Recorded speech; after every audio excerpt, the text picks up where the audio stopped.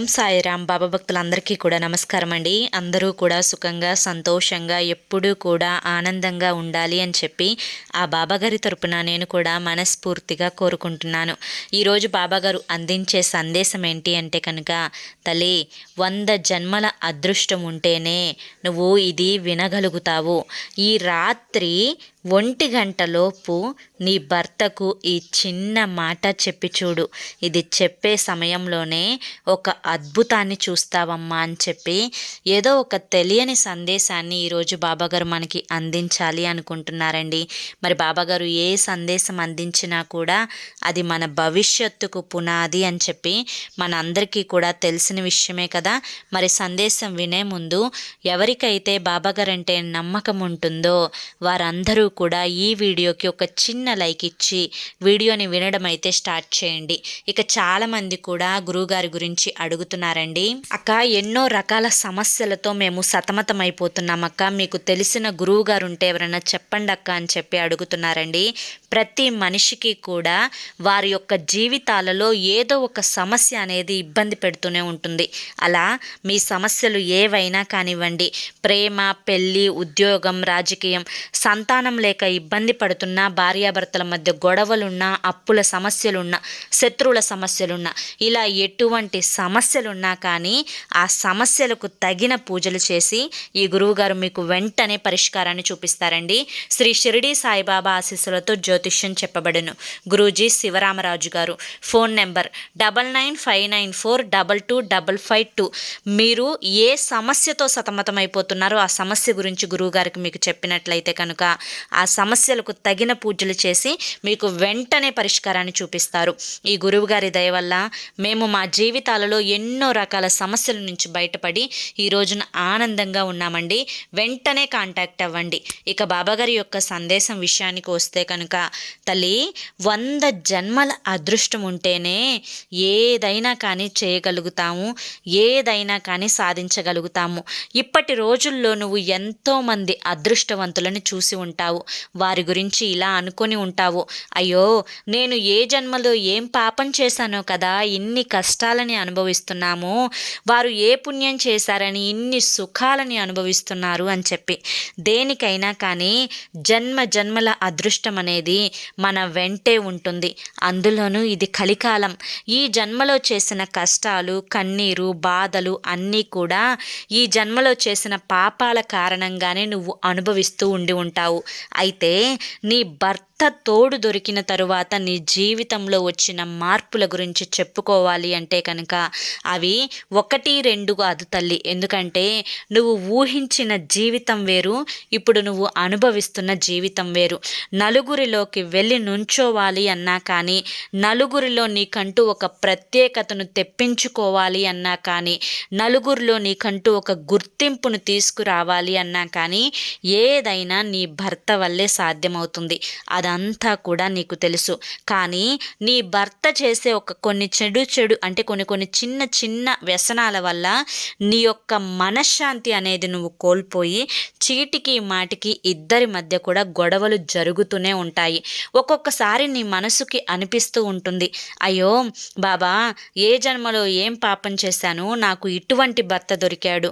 అందరికీ దొరికినట్లుగా మంచి భర్త దొరికి ఉంటే నేను ఇవాల్టి రోజున ఆనందంగా ఉండేదాన్ని కదా బాబా, ఎందుకు ఇటువంటి రాక్షసుడు నా జీవితంలోకి వచ్చాడు అని చెప్పి ఎన్నోసార్లు బయటపడకపోయినా కానీ మనసులో అనుకునే ఉంటావు కదా తల్లి.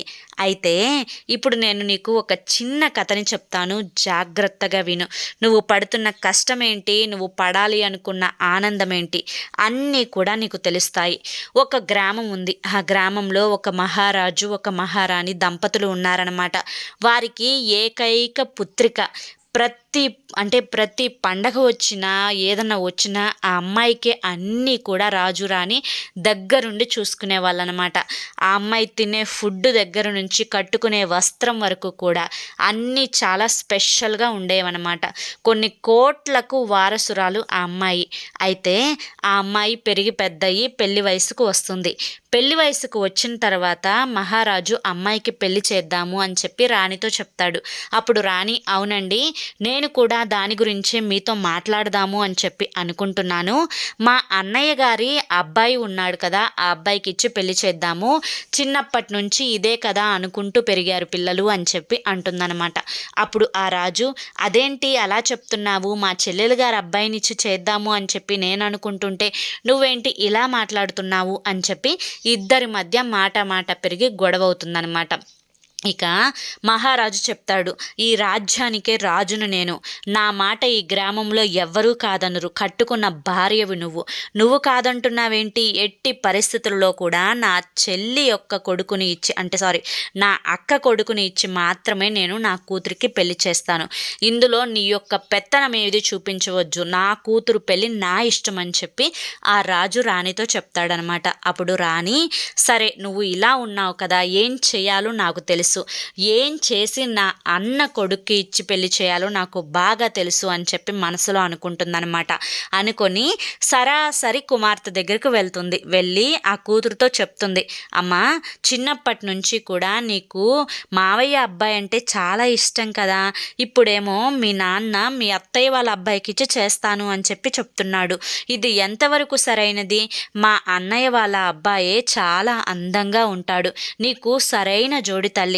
నేను పెళ్లి సమయానికి పెళ్లి ముహూర్తం వచ్చేసరికి నేనేం చేస్తాను అంటే కనుక నిన్ను ఒక అది పట్టుకుంటారు చూసారా, అటొకటి ఇటొకటి బరువు వేసుకొని ఉంటుంది, దాన్ని ఏమంటారు, రెండు పక్కల వెనకటి రోజుల్లో మంచినీళ్ళు తీసుకొని ఇచ్చేవారు, కావిడి. ఆ కావిడిలో మనం చేసిన వంట సామాన్లు అంటే చెక్కలు, చక్రాలు, అరిసెలు, బూరెలు, పిండి వంటలు అన్నింటినీ కూడా పెట్టి అమ్మాయితో పాటు మేము పంపిస్తాము.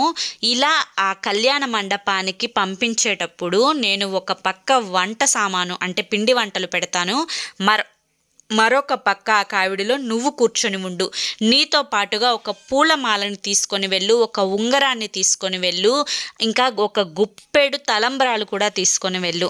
ఇక ఎవరైతే నేను ఏ స్థలానికైతే దీన్ని పంపిస్తాను అంటే నా అన్న కొడుకు దగ్గరికి దీన్ని పంపిస్తాను. ఇక నా అన్న కొడుకు ముందు నిన్ను దించిన తర్వాత వెంటనే అతని యొక్క మెడలో ఈ పూలమాలను వేసి అతని చేతికి ఉంగరాన్ని తొడిగి అతని నెత్తి మీద ఈ తలంబ్రాలు పోయి అని చెప్పి ముందుగానే కూతురికి ట్రైనింగ్ ఇస్తుందన్నమాట ఆ మహారాణి. ఇక ఇదంతా కూడా ఏది తెలియదు రాజుకి. ఇక పెళ్ళి యొక్క అంటే పెళ్ళి మొత్తం కూడా జరపటానికని చెప్పి అన్ని ఏర్పాట్లు చేస్తారు. ఇటు ఈవిడేమో అన్నయ్య కొడుకుని తీసుకొచ్చి తెలియకుండా ఒక కోటలో పెడుతుంది. ఇక ఆ రాజుగారేమో అక్క కొడుకుని తీసుకొచ్చి తెలియకుండా మరొక కోటలో పెడతాడనమాట. ఇక భూలోక సంచారం కోసం అని చెప్పి త్రిమూర్తులు ముగ్గురు కూడా లోక సంచారం చేయడానికి దివి నుంచి భువికి దిగి వస్తూ ఉంటారనమాట. అప్పుడు అంటే త్రిమూర్తులు అంటే ఎవరు? బ్రహ్మ, విష్ణువు, మహేశ్వరులు అనమాట. అప్పుడు ఇదంతా కూడా గమనించిన ఆ పరమేశ్వరుడు బ్రహ్మని అడుగుతాడు, నాయన బ్రహ్మ, ఇప్పుడు వీళ్ళిద్దరూ కూడా పెళ్లి కొడుకులు రెడీగా ఉన్నారు, అమ్మాయేమో ఒక్కతే అమ్మాయి, నువ్వు ముందుగానే బ్రహ్మ రాత రాసే ఉంటావు కదా, ఇంతకు ఈ ఇద్దరిలో ఆ అమ్మాయిని వరించేది ఎవరు అని చెప్పి అడుగుతాడనమాట పరమేశ్వరుడు. అప్పుడు బ్రహ్మ ఏం చెప్తాడు అనంటే, ఇద్దరూ కూడా ఈ అమ్మాయిని వరించలేరు, ఎందుకంటే ఈ అమ్మాయిని వరించబోయే వ్యక్తి వేరుగా ఉన్నాడు. అదిగో ఆ ఊరి చివర ఒక దున్నపోతు మీద పిచ్చివాడిలాగా కాలు కుంటుకుంటూ ఆ దున్నపోతును ఎక్కి ఊరేగుతున్నాడు చూసావా పిచ్చోడు, అతనే ఈ మహారాణి కుమార్తెను వరించేవాడు అని చెప్పి చెప్తాడనమాట. అప్పుడు పరమేశ్వరుడు, ఏంటి ఇలా చెప్తున్నావు బ్రహ్మ, నువ్వు అసలు ఈ అమ్మాయి రాజకుమార్తె, బాగా ధనవంతురాలు, ఇప్పుడు ఇద్దరు వరుడులు ఈ అమ్మాయి కోసం ఎదురు చూస్తూ ఉన్నారు, ఈ ఇద్దరిని కూడా కాదని ఎవరో కుంటివాడు అజ్ఞాని ఇతన్ని ఎలా పెళ్లి చేసుకుంటుంది ఆవిడ, ఇదంతా కూడా ఏం జరగదు అని చెప్పి చెప్పగా అప్పుడు బ్రహ్మ ఏమంటాడు అంటే, అయ్యో స్వామి, నేను రాసిన రాత నాకు తెలియదా అని చెప్పి చెప్తాడనమాట. ఇప్పుడు ఇది నేను జరగనివ్వను అని చెప్పి ఆ పరమేశ్వరుడు ఏం చేస్తాడు అంటే కనుక ఆ విష్ణు వాహనమైన గరుడ ఏదైతే ఉందో ఆ గరుడకి ఆజ్ఞాపిస్తాడు, ఆ ఊరి చివర దున్నపోతు మీద పిచ్చివాడిలా తిరుగుతున్న ఆ కుంటివాడిని తీసుకొని సప్త సముద్రాలు అవతలికి వెళ్ళి అక్కడ ఒక మహా అరణ్యం ఉంది, ఆ అరణ్యంలో ఆ కుంటి అతన్ని దించిరా, అప్పుడు ఎలా పెళ్లి జరుగుతుందో నేను చూస్తాను అని చెప్పి చెప్తాడనమాట. ఆ యొక్క పరమేశ్వరుడు విష్ణువుడి యొక్క వాహనమైన గరుడికి. అప్పుడు ఆ గరుడు చాలా జోరుగా అంటే చాలా హుషారుగా ఫాస్ట్గా వెళ్ళి ఆ యొక్క పిచ్చోడిని తీసుకొని పోయి సప్త సముద్రాలు దాటించి ఆ యొక్క మహా అరణ్యంలో వదిలిపెడుతుందనమాట. ఈ విధంగా వదిలిపెట్టిన తర్వాత అంటే ఇప్పుడు ఆ పిచ్చివాడు ఇదేంటి ఒక పక్షి తీసుకువచ్చి నన్ను అడవిలో వదిలిపెట్టింది, ఒక దిక్కులేని పక్షిలాగా నేను ఈ అరణ్యంలో తిరుగుతున్నాను అని చెప్పి అటు వెళ్ళినా ఇటు వెళ్ళినా ఎటు వెళ్ళినా కూడా చుట్టూ కూడా ఆ యొక్క అడవి దట్టమైన చెట్లు ఇవన్నీ చూసి ఆ పిచ్చివాడికి భయమేసి ఒక పక్కన కడుపులో ఆకలి వేస్తూ దేవుణ్ణి తలుచుకుంటాడనమాట. నారాయణ నారాయణ అని చెప్పి తలుచుకుంటాడు. అప్పుడు ఆ విష్ణుమూర్తికి జాలి కలిగి ఆ విష్ణుమూర్తి ఆ గరుడికి చెప్తుందనమాట. ఏమనంటే, నాయనా గరుడా, నన్ను స్మరిస్తూ ఒక అడవిలో ఆ యొక్క కుంటివాడు ఆ యొక్క పిచ్చివాడు రోధిస్తున్నాడు, అతని ఆకలి నువ్వు ఎలాగైనా తీర్చిరా అని చెప్పి చెప్తుందనమాట. అప్పుడు ఆ గరుడ యొక్క అంటే తిండి కోసం ఎక్కడ ఏమున్నాయా అని చెప్పి భూలోకం అంతా కూడా వెతుకుతూ ఉండగా ఈ యొక్క రాజమందిరంలో కావిడిలో ఉన్న పిండి వంటల్ని చూస్తుందనమాట. ఆ పిండి వంటలను ఒకవైపే చూస్తుంది, ఇక రెండో వైపు కూడా పిండి వంటలే ఉంటాయి అనుకొని ఆ కావిడిని నోటితో పట్టుకొని దాన్ని అడవిలోకి తీసుకువెళ్ళి పడేస్తుంది అనమాట. ఆ కావిడిని అతని ఎదురుగా. ఇక ఆ విధంగా పడేసిన తర్వాత ఆ పిచ్చివాడు ఆకలిగా దాని మీద మూత తీసి చూస్తాడు. అలా మూత తీసి చూడంగానే వెంటనే ఈ అమ్మాయి లేచి నుంచొని ఆ అబ్బాయి మెడలో అంటే కుంటివాడు పిచ్చివాడైన అతని మెడలో ఈ పూలమాలను వేసి చేతికి ఉంగరాన్ని తొడిగి చేతిలో ఉన్న తలంబ్రాలని పోసేసి అతన్ని పెళ్లి చేసేసుకుంటుందన్నమాట. ఇదంతా ఏం జరుగుతుందో అర్థం కాక ఆ పిచ్చివాడు ఆశ్చర్యంగా చూసి, మహారాణి, నువ్వు మా ఊరి మహారాజు యొక్క కుమార్తెవు కదా, చాలా అందంగా ఉన్నావు, నేను ఇదే నిన్ను మొదటిసారి చూడటము, నువ్వేంటి నన్ను పెళ్లి చేసుకున్నావు, ఇంత అందమైన అమ్మాయికి నాలాంటి అందహీనుడు కుంటివాడు అయిన అబ్బాయి పెళ్లి కొడుకుగా దొరకకూడదు, నీ భర్తగా ఉండే అదృష్టం నాకు లేదు అని చెప్పగా, ఏమో నాకు తెలియదు, మా అమ్మ ఇలా చెప్పింది, నేను మా బావ అనుకొని నీ మెడలో వేసేశాను, ఇప్పుడు ఏది ఏమైనా కానీ నాకు పెళ్ళైతే జరిగిపోయింది నీతోటి, ఇకపై నువ్వే నా పతివి అని చెప్పి కాళ్ళకు నమస్కారం పెడుతుందనమాట. అతను చాలా సంతోషపడతాడు, నాకు ఇంత అందమైన అది కూడా మహారాణి నాకు భారీగా దొరికింది అని చెప్పి. ఇక ఇదంతా కూడా పరమేశ్వరుడు గమనించి ఆ బ్రహ్మ దగ్గరికి వెళ్ళి, నిజమే స్వామి, నువ్వు రాసిన రాత ఇంత కూడా తప్పలేదు అని చెప్పి ముగ్గురు కలిసి ఆ యొక్క దంపతులను ఆశీర్వదించడానికి సప్త సముద్రాలు దాటి అక్కడికి వెళ్తారనమాట. అక్కడికి వెళ్ళి వాళ్ళ జంటను చూసి ఆ అందమైన అమ్మాయిని చూసి పరమేశ్వరుడికి జాలి వేస్తుంది. ఇంత అందమైన అమ్మాయికి ఇటువంటి అందహీనుడు కుంటివాడు అయిన వాడు భర్తగా ఉంటే ఎలా అని చెప్పి అతనికి మంచి అందాన్ని, మంచి నడకను అంటే కుంటితనాన్ని తీసేస్తాడనమాట. మంచి నడకను, మంచి జ్ఞానాన్ని ఇస్తాడనమాట. అంటే ఆ వరాన్ని ప్రసాదిస్తాడు. ఇక బ్రహ్మ ఏమో వారి జీవితాల్లో ఉండే కష్టాలన్నింటినీ కూడా తీసివేసి ఇద్దరూ కూడా సిరి సంపదలతో సంతోషంగా నిండు నూరేళ్ళు ఉండండి అని చెప్పి దీవిస్తాడు. ఇక విష్ణుమూర్తి ఏమో మీకు మంచి సంతానం కలగాలి, నిండు నూరేళ్ల ఆయుష్ మీకు ఉండాలి, మీ దంపతులు ఆదర్శ దంపతులు అవుతారు అని చెప్పగా, ఇక ఆ కుంటి అతని యొక్క రూపం, జ్ఞానం అన్నీ కూడా మారిపోతాయి, మంచి అందగాడవుతాడు. ఇక ఆ త్రిమూర్తుల యొక్క ఆశీర్వాదంతో ముగ్గురు అంటే ఆ ఇద్దరు కూడా ఊరిలోకి వెళ్తారు. ఊరిలోకి వెళ్ళి ఆ మహారాజుని కలవగా, ఆహా ఎంత అందంగా ఉన్నాడు, చేసుకుంది నా కూతురు, ఇంత అందమైన రాజకుమారుడు లాంటి వాడిని తీసుకొని వచ్చింది అని చెప్పి ఇద్దరు కూడా ఆహ్వానిస్తారనమాట. భార్యాభర్తలు ఇద్దరు కూడా అమ్మాయిని. ఇక వారి జీవితం అయితే చాలా సంతోషంగా ఉంటుంది. అయితే ఈ కథ ద్వారా బాబాగారు చెప్పాలి అనుకుంటున్న మాట ఏంటి అంటే కనుక, తల్లి, ఏ జన్మలో ఏ అదృష్టం ఉందో కదా ఆ అమ్మాయి జీవితం అలా అయింది. ఎంత ఎంతో కోటేశ్వరురాలు, ఒక మహారాజు కుమార్తె, ఒక మహారాణి. ఆ రాణి ఒక కుంటివాడిని వెళ్ళి పెళ్లి చేసుకుంది. అతన్ని పెళ్లి చేసుకున్న తర్వాత ఆవిడ యొక్క ఆ జాతకంలో ఉండే అదృష్టం ఆ అబ్బాయికి కూడా పట్టి, ఆ అబ్బాయి తన యొక్క హీనమైన శరీరాన్ని, అంటే హీనమైన ఆకృతి నుంచి అందమైన ఆకృతికి వచ్చాడు. సిరి సంపదలతో వచ్చాడు. మంచి జ్ఞానవంతుడయ్యాడు. ఇదంతా కూడా ఆ భార్య వల్లే జరిగింది. చివరకు బ్రహ్మ కూడా రాతని సైతం మార్చేశాడు.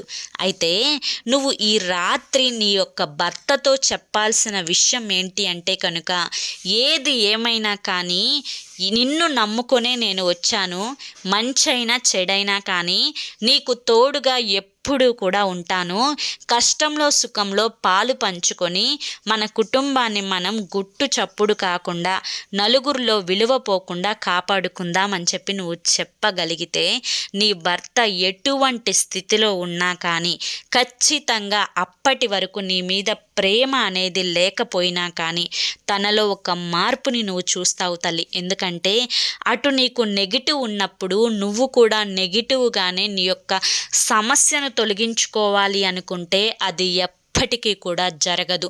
సమస్య అనేది చిలికి చిలికి గాలివానలాగా అవుతుంది.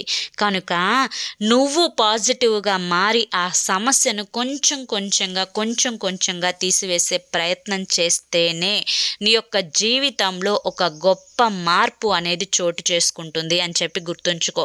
కనుక ఈ రాత్రి 1 గంటలోపు నేను చెప్పిన ఈ మాటని కనుక నువ్వు చెప్పావు అంటే కనుక అది చెప్పే సమయంలోనే నీ జీవితంలో గొప్ప అద్భుతాన్ని నువ్వు తప్పకుండా చూస్తావు తల్లి. కనుక నువ్వు దేని గురించి ఆలోచించకు. ఎవరు ఏమనుకుంటారు, అయ్యో ఇలా చెప్తే నా అహమేమన్నా దెబ్బతింటుందేమో, నేను అతని కింద లొంగినట్లుగా అయిపోతానేమో అని చెప్పి ఇటువంటి అపోహలేమి పెట్టుకోవద్దు. ఎందుకంటే సాక్షాత్తు బాబానైన నేను నీతో చెప్తున్నాను కాబట్టి ఖచ్చితంగా నీ మీద నేను ఈ యొక్క మాట ఎందుకు చెప్పు అన్నాను, ఇది చెప్పిన తరువాత నీ జీవితంలో కలిగే అదృష్టం, నీ జీవితంలో అడుగుపెట్టే అవకాశాలు ఏంటో నువ్వు చూస్తే నిజంగా నా మీద నమ్మకం అనేది నిజమవుతుంది తల్లి. నీకు కనుక నిజంగా నా మీద నమ్మకం కనుక ఉన్నట్లయితే నేను ఏ సందేశం పంపించినా, నీ జీవితంలో ఏది జరుగుతున్నా కానీ అది నీ మంచి కోసమే అని చెప్పి కనుక నువ్వు నమ్మినట్లయితే ఖచ్చితంగా ఈరోజు ఈ చిన్న పని చేసి చూడు. ఇది చెప్పే సమయంలోనే నీ జీవితంలో గొప్ప అద్భుతాన్ని నువ్వు తప్పకుండా చూస్తావు తల్లి. నలుగురు గురించి ఎప్పుడు ఆలోచించవద్దు.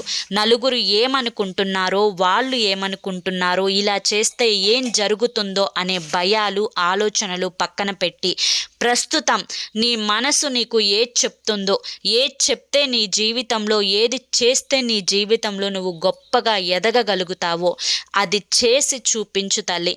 అప్పుడే చేస్తేనే ఏదైనా కానీ అందులో విజయం అనేది పొందుతావు. చేద్దాంలే చూద్దాంలే అని చెప్పి అనవసరమైన మాటలని మనసులో అనుకొని నీవు ఎక్కడ పనులు అక్కడ పెట్టేస్తే నువ్వు ఏది సాధించలేవు అని గుర్తుంచుకో తల్లి. జీవితంలో భర్త, భార్య అనేవారు ఒకరి కోసం ఒకరు పుట్టి ఉంటారు. వారు ఒకరి నిర్ణయాలను ఒకరు గౌరవించుకోవాలి. ఒకరికి నచ్చినట్లుగా మరొకరు బ్రతకాలి. ఒకరికి కోపం వస్తే మరొకరు శాంతంగా ఉండాలి. ఒకరికి ప్రేమ వస్తే మరొకరు ఆ ప్రేమను స్వీకరించేటట్లుగా ఉండాలి. ఒకరు తిడితే మరొకరు మౌనంగా ఉండాలి. ఇలా సర్దుకుంటూ పోయిన జీవితాలు మాత్రమే చాలా సంతోషంగా ఉంటాయి తల్లి. ఇప్పటి వరకు నీ భర్త విషయంలో నువ్వు ఎన్నో రకాల సమస్యలను నువ్వు అనుభవించి ఉండవచ్చు. ప్రతి సమస్యకు నీకు కన్నీరు అనేది వచ్చి ఉండవచ్చు. ఇకపై నీ జీవితంలో నీ యొక్క భర్త నుంచి ఎటువంటి సమస్య రాకుండా, ఎటువంటి కష్టం రాకుండా, ఎటువంటి నష్టం రాకుండా నేను చూసుకుంటాను అని చెప్పి నేను నీకు హామీ ఇస్తున్నాను తల్లి. ఇప్పుడు నేను చెప్పిన ఈ మెలకువలన్నీ కూడా ఒక్కొక్కటిగా నువ్వు పాటించుకుంటూ వెళ్తే కనుక నీ జీవితంలో ఊహ కందని అదృష్టం, 100 జన్మల అదృష్టం అనేది నీకు తప్పకుండా పడుతుంది. నీతో పాటు నీ భర్తకు, నీ బిడ్డలకి కూడా కూడా ఆ అదృష్టం పడుతుంది. కనుక నీ జీవితంలో కొంచెం కోపాన్ని తగ్గించుకొని నేను చెప్పిన మార్పులు చేసుకునే ప్రయత్నం చేస్తే అంతా శుభమే జరుగుతుంది తల్లి, నన్ను నమ్ము తల్లి అని చెప్పి ఈరోజు బాబాగారు మనకి చాలా చక్కటి సందేశాన్ని అందించారండి. ఈ సందేశంలో ఎంతో గొప్ప ఆంతర్యం ఉంది కదా. ఈ సందేశం మీ అందరికీ కూడా నచ్చింది అనుకుంటున్నాను. నచ్చింది అనిపిస్తే చూసి వెళ్ళే వాళ్ళు తప్పకుండా ఒక చిన్న లైక్ ఇవ్వండి. మొదటిసారి సాయి పిలుపు ఛానల్లోకి వచ్చినట్లయితే కనుక కింద రెడ్ కలర్లో కానీ బ్లాక్ కలర్లో కానీ సబ్స్క్రైబ్ అనే బటన్ ఉంటుంది. దాన్ని ప్రెస్ చేసి పక్కనే ఆల్ సింబల్ ఉన్న బెల్ని యాక్టివ్ చేసుకుంటే ప్రతిరోజు బాబాగారి సందేశాలు అనేవి మీకు నోటిఫికేషన్ రూపంలో వస్తాయి.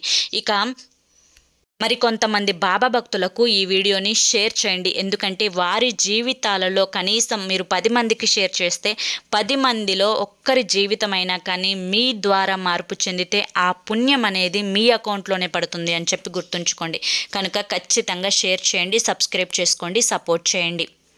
రేపు మరొక సందేశంతో మళ్ళీ కలుసుకుందాం. అంతవరకు కూడా బాబా ఆశీస్సులు మీపై ఉండాలి అని చెప్పి మనస్ఫూర్తిగా కోరుకుంటూ సర్వేజన సుఖినో భవంతు. ఓం సాయిరామ్.